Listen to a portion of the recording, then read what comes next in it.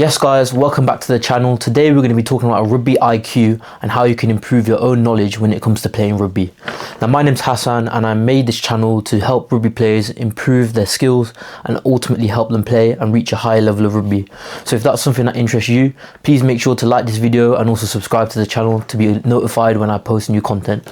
So with that being said guys, I've got a sheet of paper here which has got a few things written down which I'm going to be sharing with you today, which will hopefully allow you to take away from this video and put into your own training so that you become a more smarter rugby player on the pitch and hopefully allow you to improve your skill set and make you play at a high level. So let's get into it. So firstly, what is Rugby IQ? Now this is basically having a lot more knowledge than the typical player and understanding why things happen in rugby. It's all great understanding kind of how to do things, but if you know why you're doing something, it's a lot more important. And to be honest, I think a lot of the players who play at club level and through the junior levels don't have a great understanding of why they're actually doing certain things. So hopefully I can explain and give you a bit more insight into certain things that we rugby players should be doing to hopefully improve our game and ultimately give our teams the best chance of winning games. So I've got 6 points I want to share with you today, and let's get straight into the first one. So the first point I have is making sure that you're scanning the pitch. Now this is very important because in rugby you've always got to be aware of what's going on, and it's really important. I think the most typically seen issue of this is where there's a ruck that's been formed, and whether you're in attack or defense, you're simply staring at the ball in the ruck and you're not observing what's going on around you. I think it's really important, no matter whether you're attacking or you're defending, you need to be looking at what the opposition are doing, whether you're looking and taking note of how many attackers are in a certain space or even defenders, and being aware of this. And I think it's really important because if you're able to visually be aware of what's going on, you can relay that information to your teammates. For example, if you're in attack and there's an overlap in the opposition's defense, let's say it's a 3-on-1 or a 3-on-2, if you can visually scan that before it's happened, hopefully you guys can exploit that in attack and score a try from it. So just being more aware of what's going on, not just staring at the ruck, is really important. And if you're able to do that consistently, not only in training but also in games, it's going to really level you up and give you more opportunities to either exploit a team's attack or defense. So that's really important. But then there's also smaller things. For example, let's say you're in attack and you've got the ball in hand. If you're able to visually scan what the defender's doing, let's say for example their hips have turned square and they're not in an optimal position to make a tackle, if you're able to recognize this, you would be able to potentially target their weaker shoulder and hopefully break the line by obviously exploiting them being in the wrong position. So it's little things like that which are really important, and they all come from just scanning and being aware visually of what's going on the field. So the next thing I want to talk about is zone management. Now, what do I mean by this? I basically mean being aware of where you are on the field in terms of attack and understanding what you should be doing, not only as an individual but as a team. So let's just start with when the ball's near your own try line and you're in defense. I think it's really important that once you do win the ball back near your own try line, you try and exit it out and get it clear as quickly as you can, because you don't want to be playing in your own 22 in an ideal circumstance. So whether it's a case of you're a forward, try and get that ball into contact, just a couple of heavy carries to set up a nice exit for your number 9 or your number 10. That's really important. And as a number 9 or a 10, clearly use your voice to let your teammates know what's going on. It's typically like you'll shout exit, or there'll be a certain call for it, just so you guys can all get in the right position and give yourselves enough time to make an effective exit off the pitch and get the ball out of your 22. Next is when you're in the middle of the pitch. It's really important once you've got the ball out of your own 22 to start building some momentum, and you're going to be able to do this by making some nice strong effective carries if you're a forward, but also as a back making some silky smooth passes that are effective to get the ball from coast to coast and up the pitch. That's really important, and it's really important that you build the phases up. If you look at the best teams in the world, they can go 15-20 phases by just getting the ball up the pitch, and that's before even entering the opposition's 22. So it's really important to be able to be consistent and be reliable when you're getting the ball up the field when you're in the middle of the field. Next is when you're near the opposition's try line. Now it's very important here that you start to look to initiate and implement your attacking moves.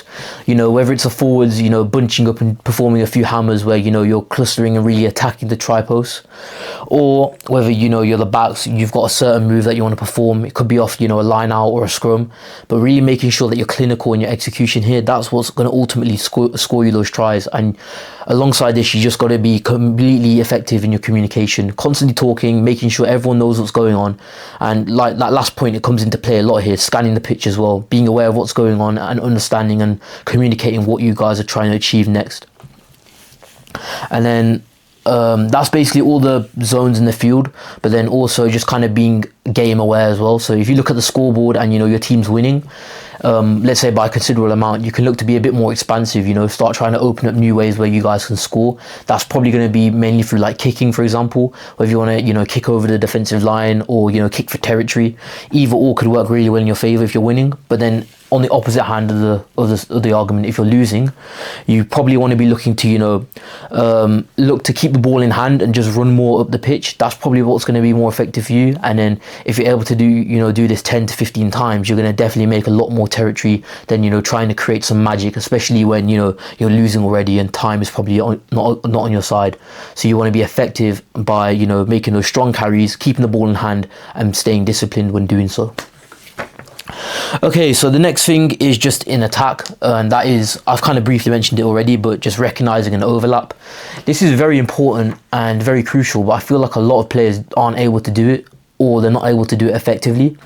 So to do this effectively, you obviously need to, number one, be scanning the pitch, understanding what's going on, but then you also need to be able to communicate this with your teammates. I think this applies more to the backs as well, especially, it's typically a case where the ball's been shipped out to, the outside centre or the winger, and now there is an overlap because, you as a team have been able to draw too many players into, those live phases of rooking, or, it could be off a set piece as well. Being able to recognise that there's an overlap is really important, but you also got to be able to verbally communicate. For example, don't just say, pass me the ball, etc., etc. You need to be just clearly saying what's going on. Instead, it's better to say that there is a 3-on-1, and if you can exclaim that well to your teammates, that's much more better and much more effective. Next, let's look at defending. Defending is very important, and obviously, if you can stop a team from scoring tries against you and stop yourselves from conceding any points, it's going to make you a lot more of a harder side to defeat. And I think the main point I want to give away to you guys is that you need to recognise how important it is to be one consistent line as a defensive unit. If you guys are you've got players who are quicker and looking to eagerly attack and tackle the attacking team, it's going to create gaps in your defensive line which the team can look to exploit later on. So it's really important that you guys are taking that extra second just to go a little slower, but running up as a line together to make sure that there's no chinks in your defensive line's armor. The next thing I want to talk about in terms of defense is making sure that you guard the rooks. Guarding the rooks is very important, and especially at the younger age groups. If you've got a scrum half who's very aware of their game and knows what's going on, they'll be able to bite at those gaps within close proximity to the rook. So make sure you have 2 guards there, keeping the 9 honest and making sure they can't penetrate the defensive line really easily. And that will be really good as well, because it's going to force the number 9 to have to pass the ball and create attacking options rather than simply giving away an option by not guarding the rook. And then the next one is more specifically for the back three, so whether you play wing or fullback, is just make sure you implement the pendulum defense if you're not already, because it's very important, especially as you grow up and advance through the age levels and the standard of rugby improves. It's really important that you're able to implement a successful pendulum defense, as this will allow you to not be caught out by any high balls or the opposition trying to exploit space in the backfield. So my 5th point is about the referees. Now, you might be thinking, what do the referees have to do with the game and, my rugby IQ? But in terms of how you interact with the referee is very important. So I would, strongly advise you guys, when the referee's talking to your team at the start, just trying to get a feel for how they are.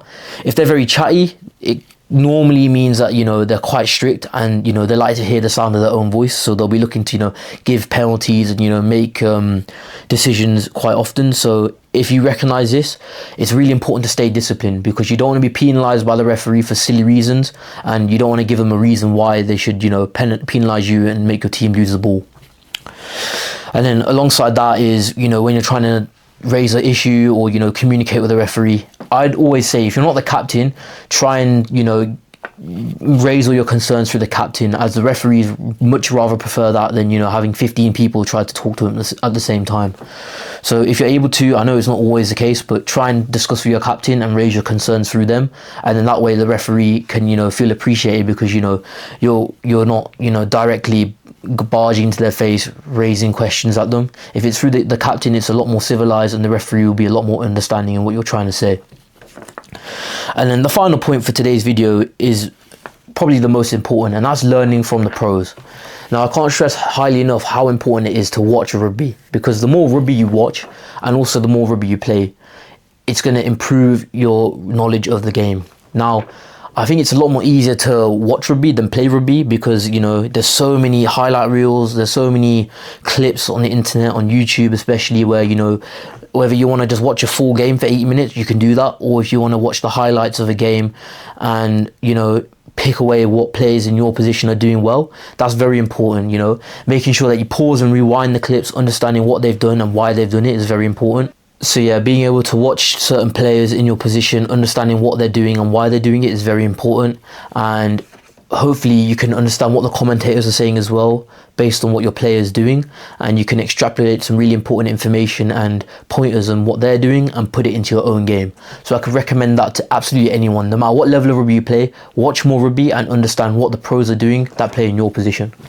And that being said, guys, that is today's video done and dusted. I hope you found something really useful in this video that, you know, you can take away into your next training session or your next game, and hopefully it'll make a difference to your rugby and help you improve as a player. With that being said, guys, I want to thank you for watching this video, and I really do hope it helped. With that being said, guys, have a great rest of your day, and thank you.